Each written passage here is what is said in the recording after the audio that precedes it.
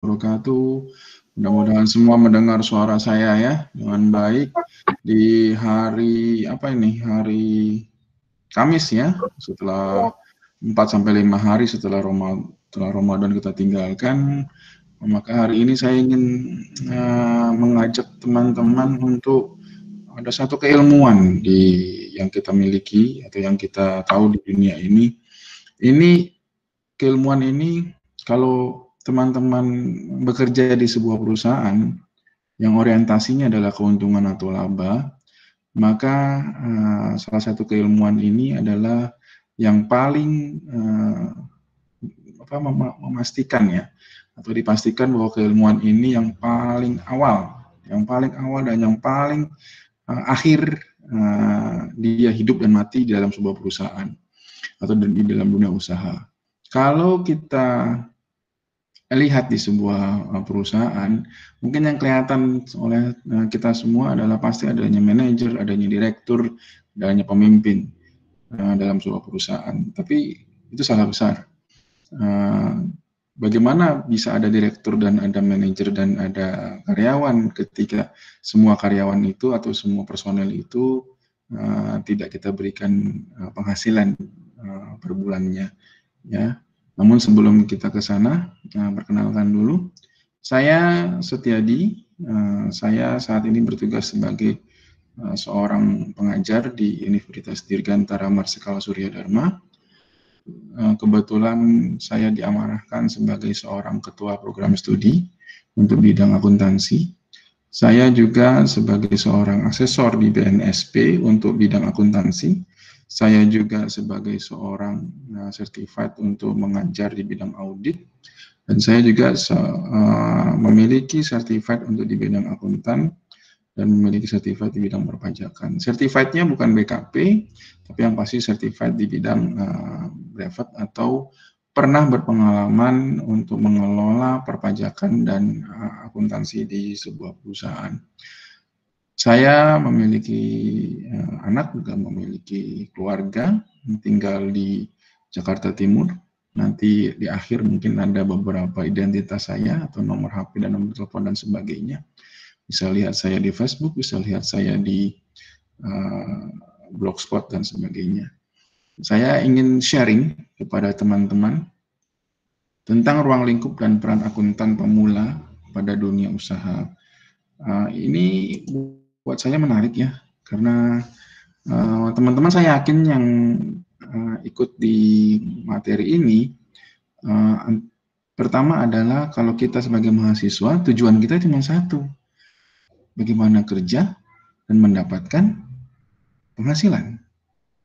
Itu ya, bekerja dan mendapatkan penghasilan, inginnya di mana? Di sebuah perusahaan atau di dunia usaha. Perusahaannya besar atau kecil? Pasti besar. Biar apa? Biar penghasilannya besar.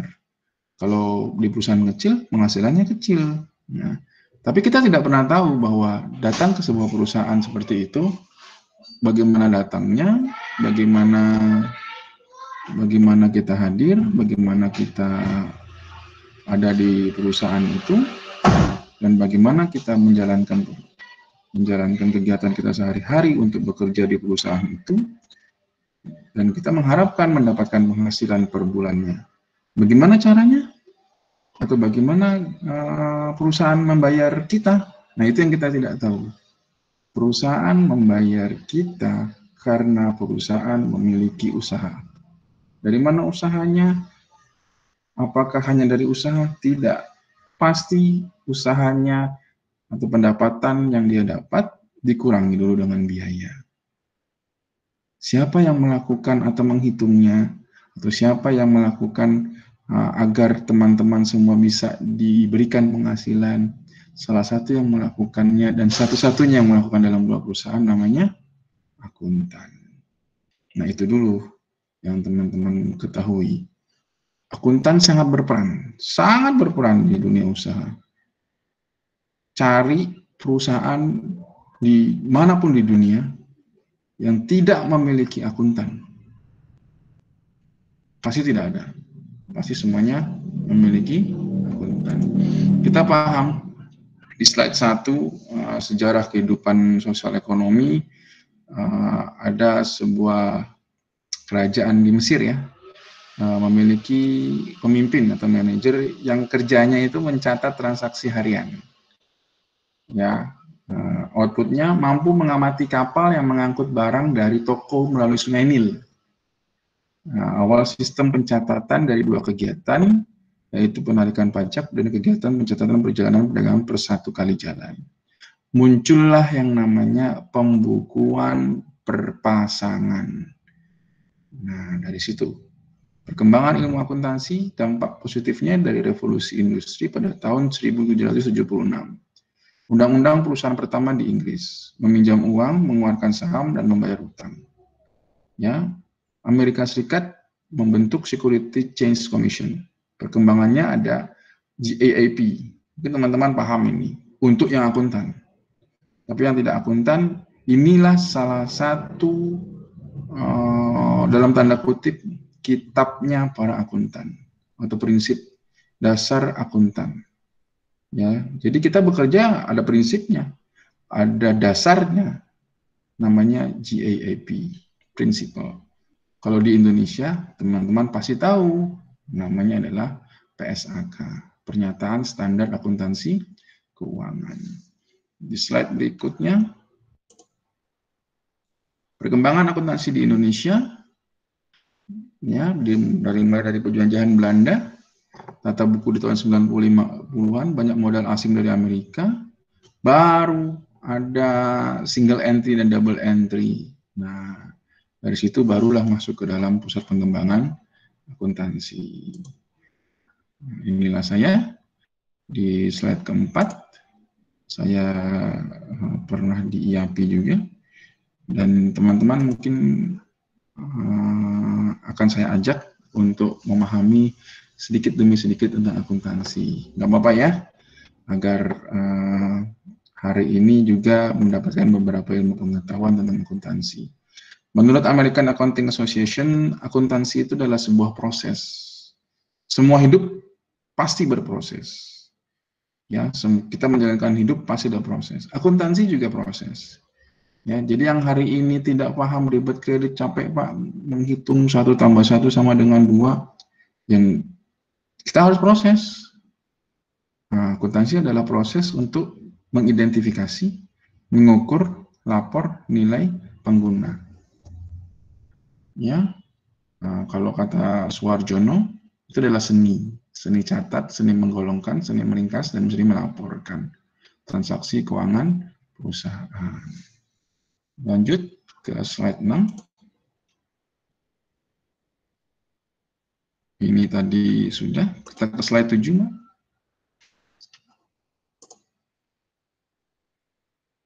Slide 7.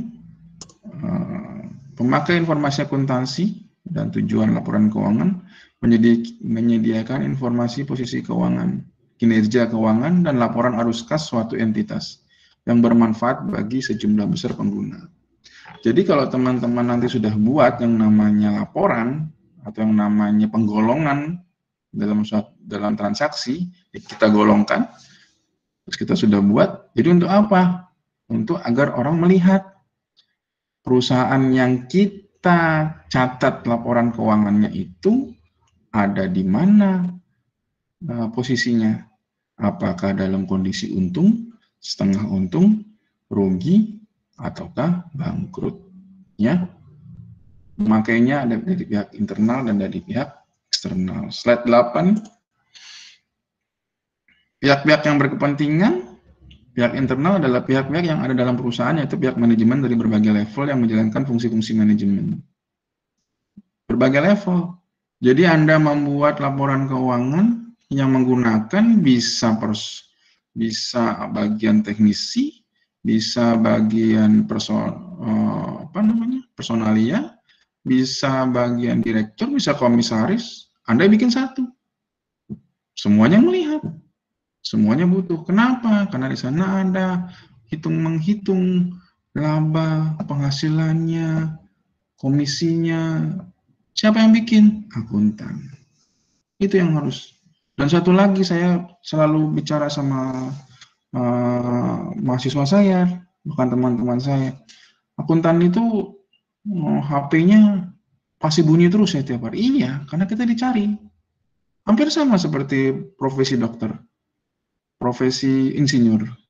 Akuntan itu dicari.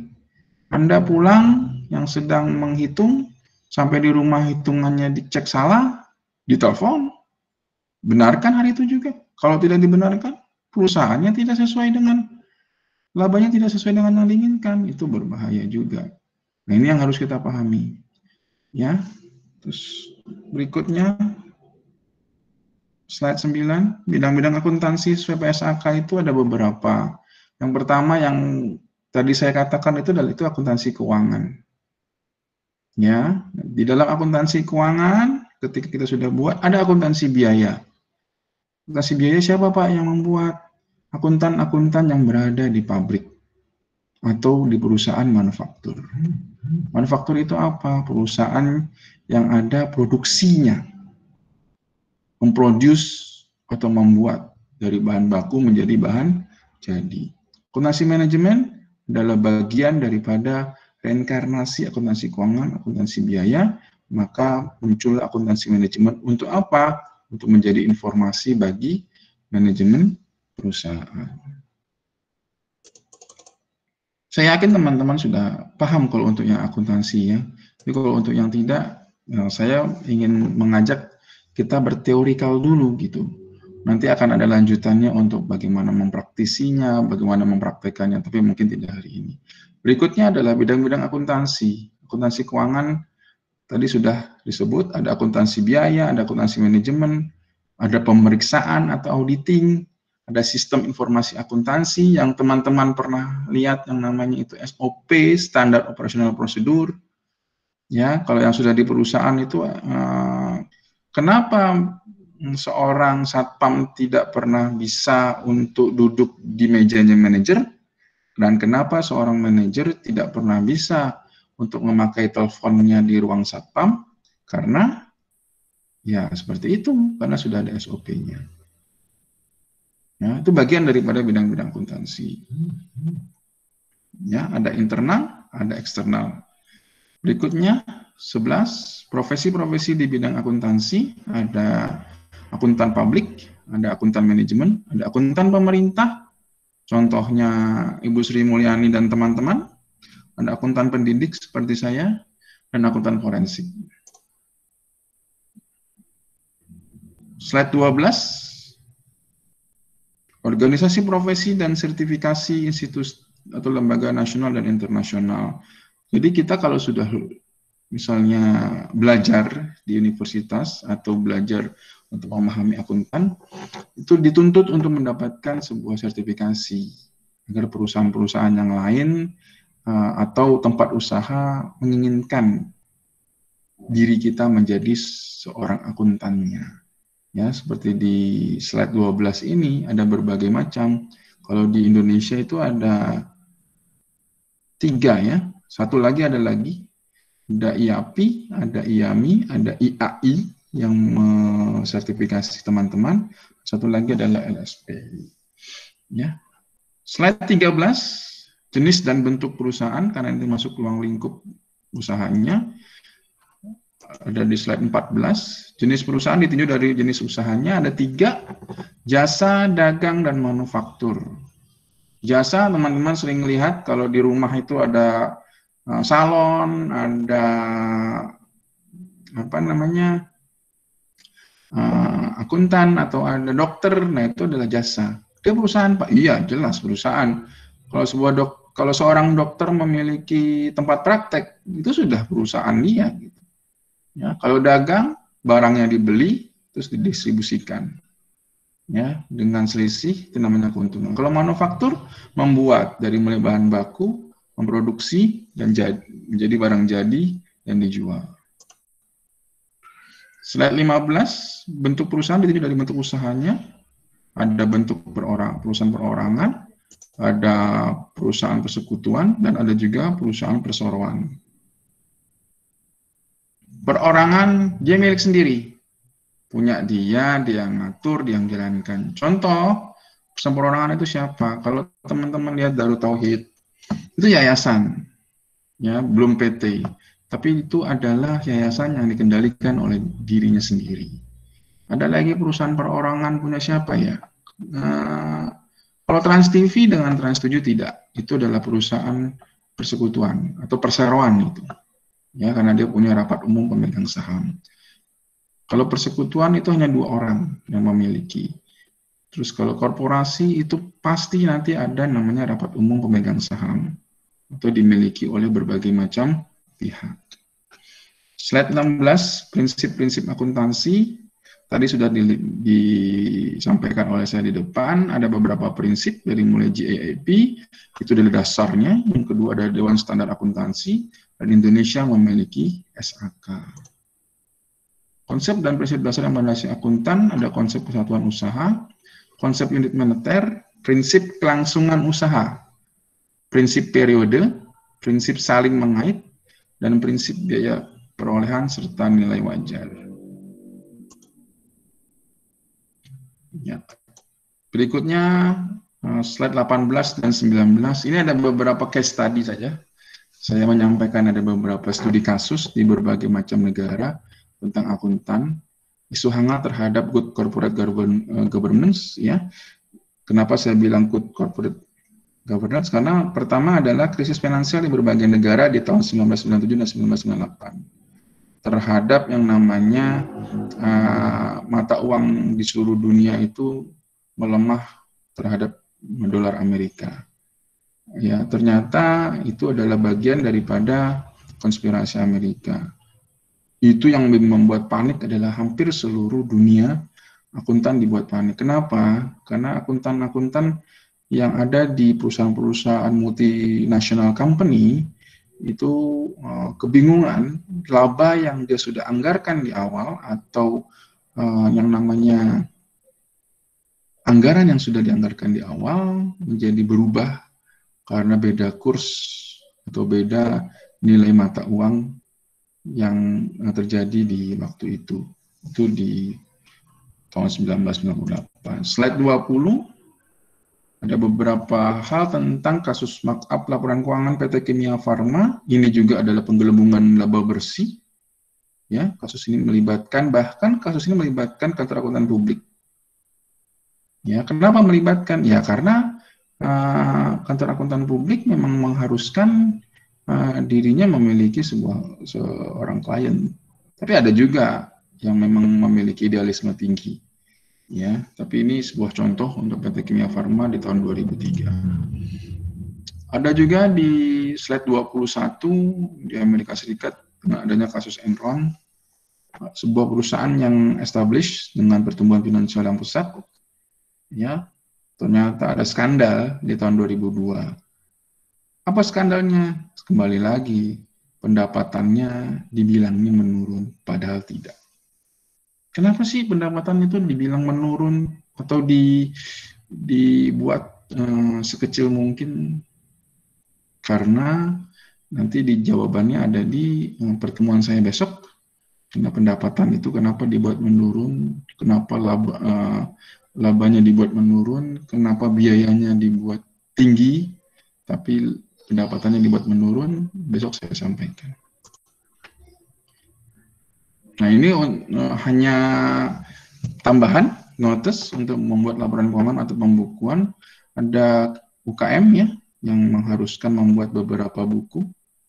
Ada 7 pembukuan untuk UKM, dan ini harus, karena jika UKM ingin mendapatkan yang namanya modal dari perbankan, maka 7 hal ini harus dimiliki. Saran untuk teman-teman semuanya, jika ingin menjadi seorang akuntan yang baik, adalah kemampuan pertama adalah complex problem solving, kemampuan untuk memecahkan masalah. Yang kedua adalah social skill, kemampuan untuk melakukan koordinasi, negosiasi, dan persuasi. Yang ketiga adalah memproses skill, kemampuan terdiri dari active listening, logical thinking, dan monitoring self and the others. Active listening itu selalu mendengar, berpikir logik, dan selalu melihat diri kita itu kemampuannya ada di mana, agar kita mampu meningkatkan kemampuan diri kita. Berikutnya adalah saran saya untuk masa depan, sistem skill, kemampuan untuk dapat melakukan judgment dan keputusan dengan pertimbangan cost benefit. Berikutnya cognitive abilities, skill yang terdiri antara lain cognitive flexibility, kreativitas, logical reasoning, problem sensitive. Jadi kita harus memiliki kepekaan terhadap situasi yang ada. Mathematical reasoning, ya. Statistik sekarang lagi booming ini, karena menghitung setiap hal yang ada di ekonomi di dunia sekarang, ya. Dan visual itu selalu melihat, selalu memiliki sudut pandang yang baik terhadap situasi yang ada. Slide ke-25, saran untuk teman-teman, masukan, akuntan itu nggak pernah kenal rumus PHP, yang kenal rumus HPP, ya, atau harga pokok penjualan. Akrabi debit kreditmu, maka akan dekat pula labamu, sehingga semua hidupmu akan balance. Benar pasti, ya. Peluk erat ikhlasmu, maka rezekimu akan memelukmu. Ya, Mbak Bella, terima kasih untuk itu yang bisa saya sampaikan. Silakan udah menjawab berdiskusi dengan saya. Terima kasih, Mbak Bella. Oke, makasih banyak untuk Coach Setiadi. Teman-teman kalau misal ada pertanyaan boleh langsung tulis aja di kolom chat. Kita langsung diskusi bareng-bareng aja di Zoom ini. Gitu. Dapat ya, kita diskusi langsung aja ya.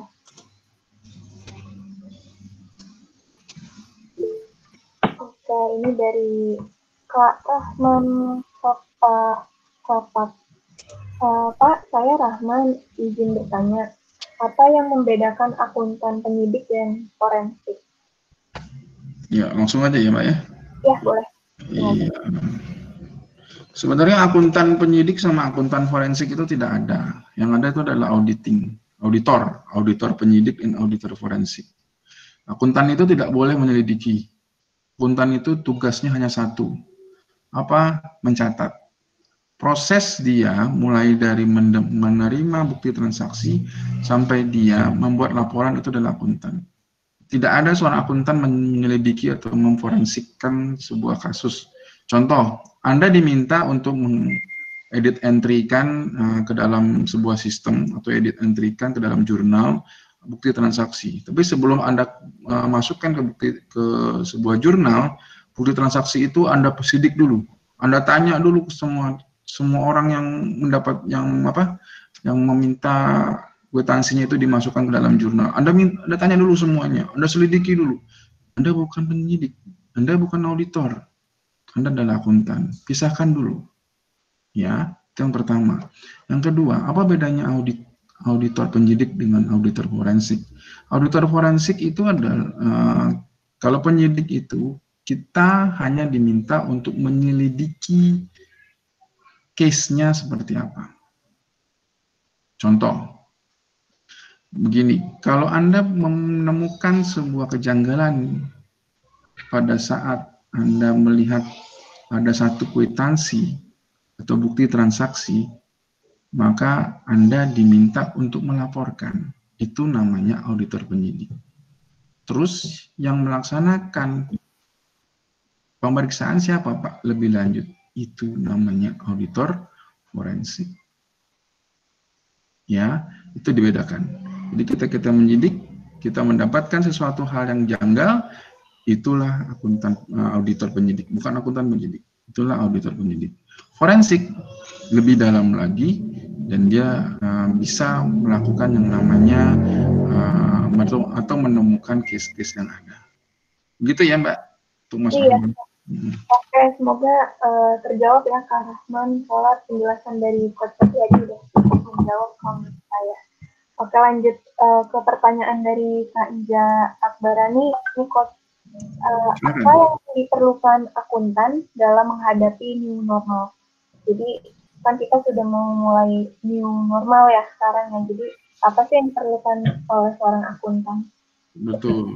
Nah, sekali lagi bahwa kita harus membedakan antara akuntan dengan auditor.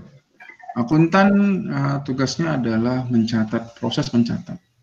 Proses mencatat berarti membutuhkan yang namanya bukti transaksi. Ya.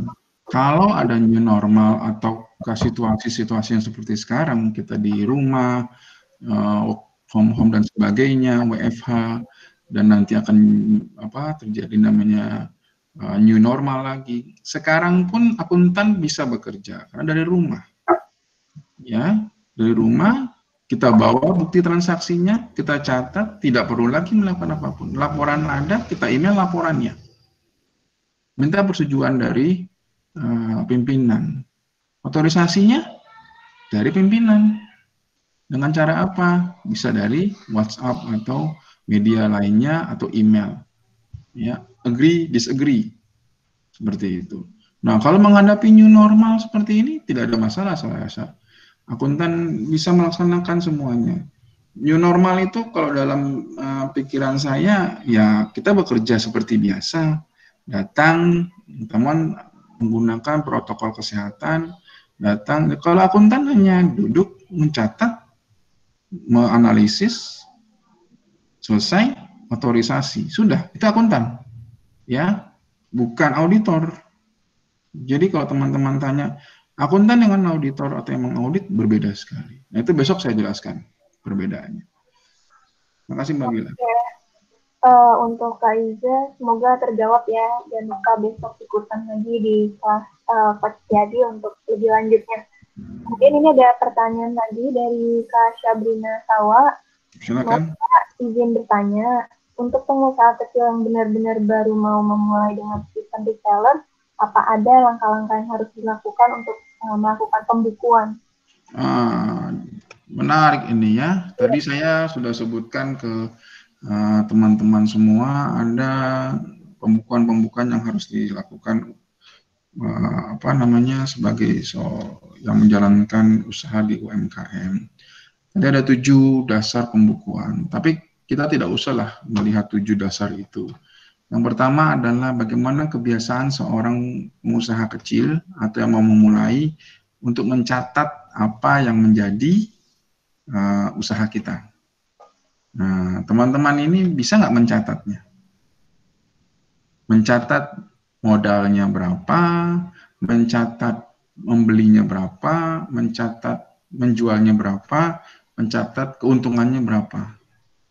Itu yang pertama. Yang kedua, bisa nggak teman-teman memisahkan modal utamanya, ya modal utamanya dengan modal atau dengan uang pribadi atau uang keluarga, tidak disamakan, tapi dipisahkan. Bisa nggak seperti itu?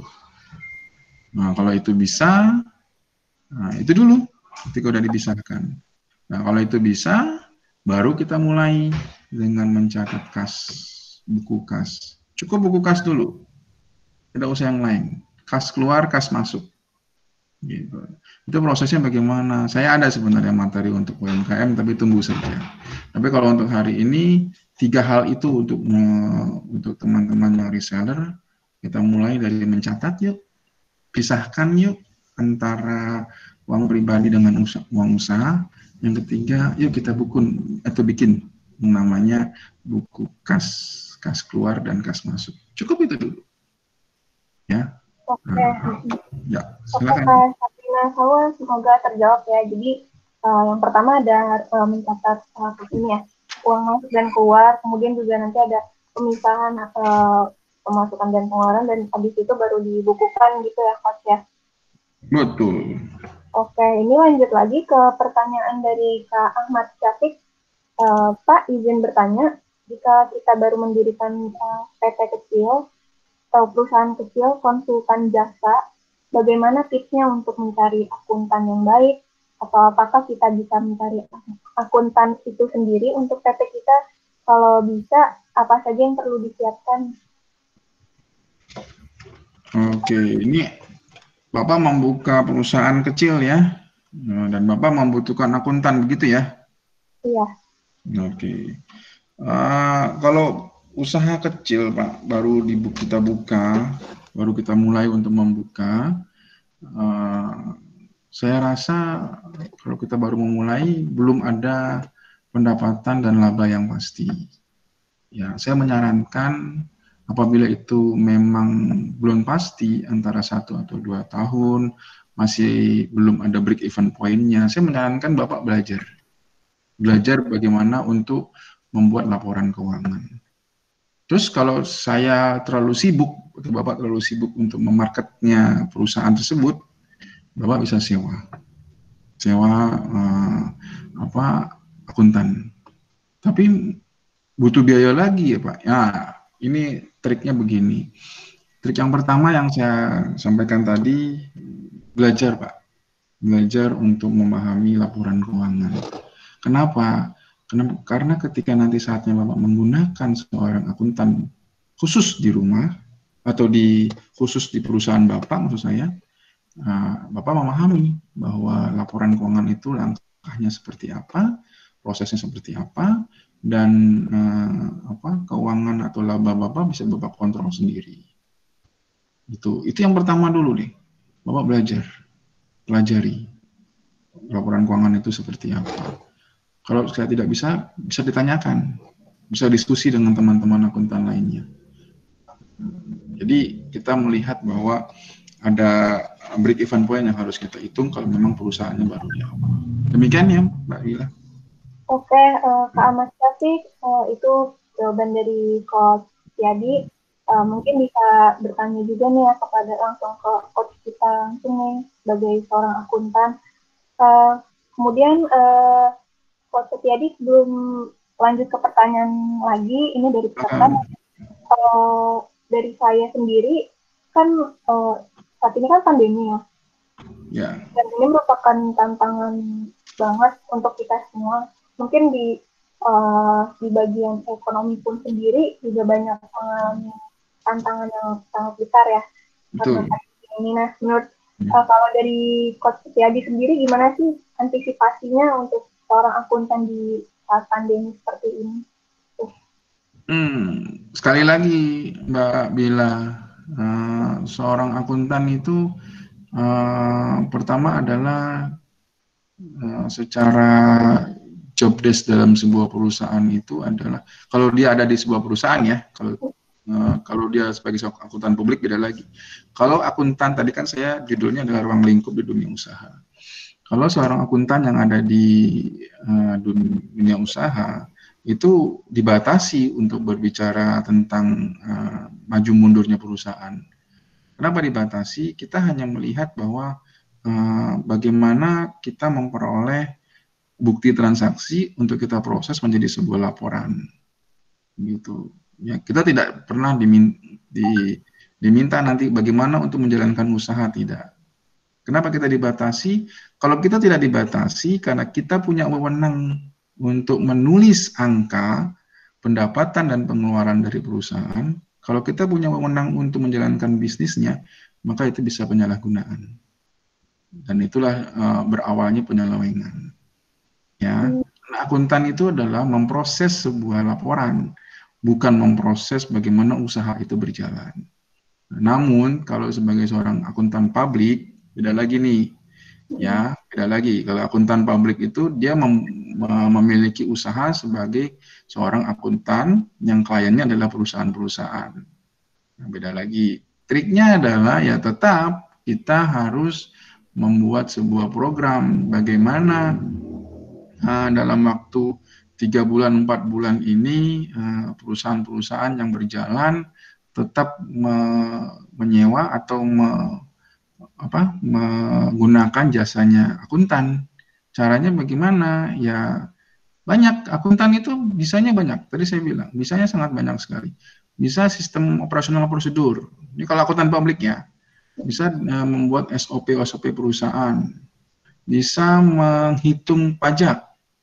Nah, bisa menghitung laba dari pendapatan dan biayanya sebuah perusahaan. Ya, bisa menyarankan kepada perusahaan bagaimana agar perusahaan itu berjalan sesuai dengan roda anggarannya yang dari awal ditentukan. Nah, itu akuntan publik banyak yang bisa dilakukan. Tapi tadi kalau ruang lingkupnya adalah akuntan perusahaan, tidak bisa semuanya.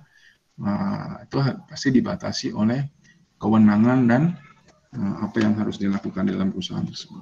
Demikian Mbak Bila. Oke, terima kasih Mas Yadi atas jawabannya. Saya sekali. Oke, kalau gitu langsung ke pertanyaan selanjutnya dari Kak Evelyn Esther Saumus. Pak, saya Evelyn izin bertanya. Laporan yang diperlukan untuk UMKM yang sesuai SAK, laporan apa nih yang diperlukan untuk UMKM sesuai SAK tadi itu? Dan kemudian apakah seperti biasa 5 laporan atau tidak perlu semua? Terima Iya, kasih. ini menarik sekali ya untuk UMKM. Tadi saya katakan ada 7 buku. 7 buku laporan keuangan sederhana. Dari 7 buku itu, kalau UMKM menginginkan kita untuk membuat laporan yang disenangi oleh perbankan agar mendapatkan modal. Nah, perbankan membutuhkan neraca, membutuhkan laporan keuangan yang namanya neraca dan laba rugi. Jelas 2 hal itu harus dimiliki oleh UMKM. Kalau UMKM-nya hanya ingin membayar pajak saja untuk hal keuangan, maka UMKM juga diharuskan membutuhkan neraca dan laba rugi. Ya, arus kas butuh, Pak? Boleh. Boleh, karena itu memudahkan untuk membuat neraca. Tapi kalau ditanyakan, UMKM itu butuhnya apa? Laporannya seperti apa? Tapi kalau laporan keuangan yang diinginkan oleh UMKM itu apa dulu? Kalau dia ingin meminjam modal ke bank, dia harus punya neraca dan laba rugi. Nggak boleh tidak. Dia harus punya. Dan dia harus buat. Dari mana Pak buatnya? Dari 7 buku itu awalnya dulu. Tadi sudah saya kasih di slide. Nah, itu nanti akan ada kelanjutannya di RSK ya Mbak ya. Untuk hal-hal demikian, nanti kita lanjutkan mulai dari pembuatan neraca, pembuatan laba rugi, pembuatan SPT, itu pasti nanti akan saya lanjutkan. Silakan Mbak. Terima kasih. Oke, terima kasih Coach Yadi. Itu tadi ya untuk Kak Evelyn, semoga terjawab. Berarti nanti untuk pembahasan laba rugi, kemudian neraca dan lain-lain di kelas berikutnya gitu ya Coach Yadi ya? Betul. Oke, mungkin teman-teman masih ada yang ingin ditanyakan, boleh langsung tulis aja di kolom chat. Oh ya, Coach Yadi katanya kalau misalnya di UMKM, ini mohon maaf juga teman-teman, sebelumnya saya kan bukan, background saya juga bukan akuntansi, jadi Ya, nggak apa-apa. paham. Jadi akuntansi di Inggris kan Mbak ya? Aduh, nggak tahu deh. Pokoknya kalau di akuntansi itu kan untuk yang terkait UMKM ini kan katanya ada siklusnya. Mungkin apakah nanti di kelas selanjutnya akan dibahas juga, jadi bisa langsung dibedah. Oh gitu, oh itu. Kalau itu sih saya akan berikan itu khusus ya. Kalau karena di kelas berikutnya itu baru 3 hal antara akuntan, auditor sama pajak itu seperti apa. Tapi kalau mamanya membahas UMKM itu saya khusus. Karena saya juga pernah diminta oleh OKOC kan RSK dan OKOC hampir sama ini. Saya diminta oleh OKOC juga untuk membuat laporan keuangan dari berbagai UMKM. Seperti itu. Nah, tapi ini UMKM-nya yang nggak asal buat laporan keuangan ya, karena UMKM itu kan diharuskan untuk membayar pajak. Yang pertama, yang kedua juga UMKM jika ingin menambah modal kan harus ke perbankan, gitu. Nah itu berarti udah harus untuk memiliki laporan keuangan. Ada yang UMKM yang saya pernah temui, dia pengusaha kue, omsetnya sudah ratusan juta. Saya tanya, ibu punya laporan keuangan? Tidak. Kok bisa tidak punya? Iya. Jadi uang pribadinya dengan uang usahanya selalu tercampur. Itu bermasalah. Ya, dia tidak tahu pendapatannya berapa. Pada akhirnya, walaupun besar sekali omsetnya, per bulan itu bisa ratusan juta, tidak pernah bayar pajak. Ini yang bermasalah. Ini yang harus kita benahi secara baik untuk kemudian hari. Ya, terima kasih Mbak Bila. Oke, terima kasih Coach Yadi. Alhamdulillah ini sebelumnya lagi nih Coach, mungkin berarti emang seorang akuntan itu sangat diperlukan untuk perusahaan, terutama perusahaan-perusahaan besar ya. Ya, jadi harus diketahui bahwa kalau perusahaan itu mau lockdown atau mau bankrupt, ya, nomor satu, yang paling terakhir berdiri atau yang paling terakhir meninggalkan ruangan atau meninggalkan perusahaan pasti adalah akuntan, paling terakhir. Kenapa? Dia akan menghitung semua pesangon, dia akan menghitung semua aset, dia akan menghitung harta apa saja yang dimiliki perusahaan. Dia akan menghitung bagaimana kalau perusahaan ini bangkit lagi. Semuanya adalah akuntan. Ya, nggak mungkin yang lain, nggak mungkin. Tapi akuntan sekarang harus bisa berbahasa Inggris juga. Makanya teman-teman bisa belajar nih sama Mbak Bila bahasa Inggrisnya akuntansi apa. Ya kan, nggak mungkin Anda menggunakan bahasa Indonesia semua, nggak mungkin. Karena kita sudah multinational company. Siapa yang mau kerja di perusahaan minyak di Indonesia? Siapa yang mau kerja di British Petroleum? Siapa yang mau kerja di Petronas? Siapa yang mau bekerja di Di Pertamina. Pertamina itu laporan keuangannya semuanya berbahasa Inggris atau dual language, ya, tidak satu bahasa. Dan hampir dipastikan hari ini adalah semua kegiatan akuntan pasti menggunakan software akuntansi, sudah tidak manual lagi. Karena saya dulu pernah mengaudit, Mbak, pernah mengaudit di sebuah perusahaan, namanya perusahaan Mayasari Bakti. Itu saya mengaudit, saya menghitung neracanya manual, itu selisihnya cuma 400-300 rupiah. So carinya 3 hari 3 malam, Mbak. Gitu ya. Jadi 3 hari 3 malam saya tidur dengan ban sama knalpotnya Mayasari, itu saya cari, itu ketemu balance. Nah, pada akhirnya saya tinggal melakukan yang namanya sampel bukti. Itu kalau auditor. Kalau sekarang udah nggak ada. Anda semua kalau menjadi akuntan udah tinggal input, selesai. Input, masukin angkanya, udah kelihatan semua, udah nggak akan ada selisih lagi. Udah gampang itu. Sangat enak. Udah sangat enak. Apalagi yang bekerja di perusahaan multinational company. Ya, Anda menghitung saja menghitung hartanya perusahaan, ya gajiannya sudah double digit kalau saya bilang gitu. Ya, siapa yang menginginkan gaji double digit gitu kan? Mbak Bila juga kan, jadi apa Mbak Bila? Jadi translator di perusahaan multinational company, ya, semua teman-teman juga. Iya. Gitu Mbak Bila. Oke, Coach, terima kasih banyak. Kemudian ini Coach, karena waktunya juga cukup mepet ya, mau kasih tahu juga nih ke teman-teman kalau misalkan setelah kelas ini ada sedikit ini ya, kita tes sedikit ya Coach ya, ada nanti teman-teman dikirimkan untuk link tes evaluasinya nih. Jadi selain tadi dapat materi, kalian bisa langsung jawab pertanyaan-pertanyaan yang sudah dari materi Coach kita sore hari ini gitu. Mungkin untuk sebelum kita closing, dan karena teman-teman mungkin nggak ada pertanyaan lagi, mungkin ada pesan atau tips and tips dari Coach Setiadi untuk closing statement-nya.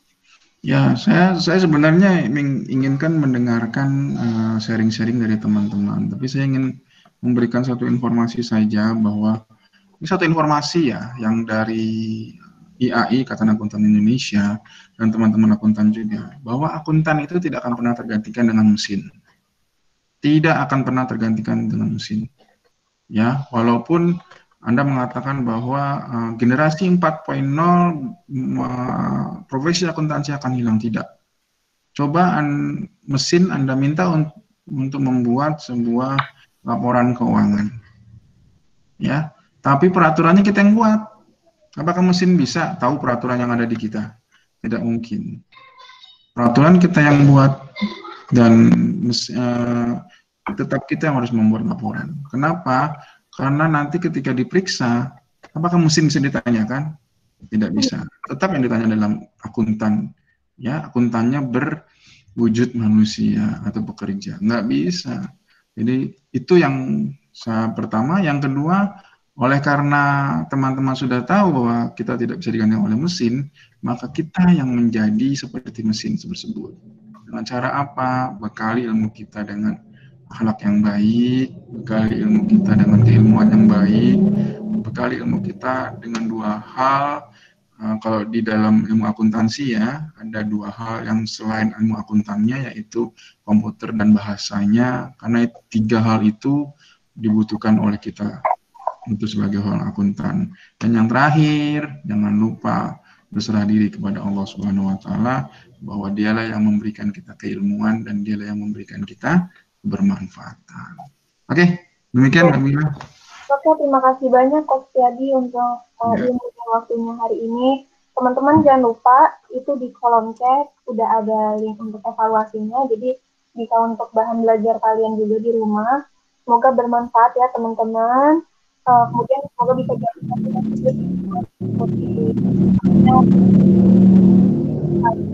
dan jangan lupa untuk diisi form penilaian Coach Tiadi di link yang sudah tertera di kolom chat juga ya. Nanti mungkin di grup teman-teman juga akan dikirimkan lagi untuk linknya.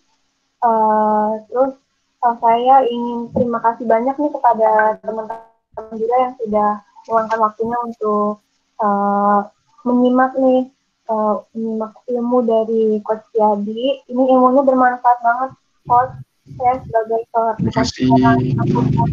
atau yang jurusan akuntansi pun juga alhamdulillah dapat ilmunya dari Coach Tiadi dan juga termasuk suatu yang sangat berharga sih. Jadi kapan lagi teman-teman dapat ilmu gratis kan?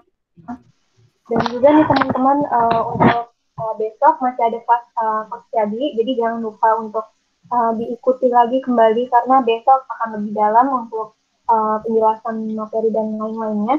Jadi besok bisa lebih intensif belajarnya gitu ya teman-teman.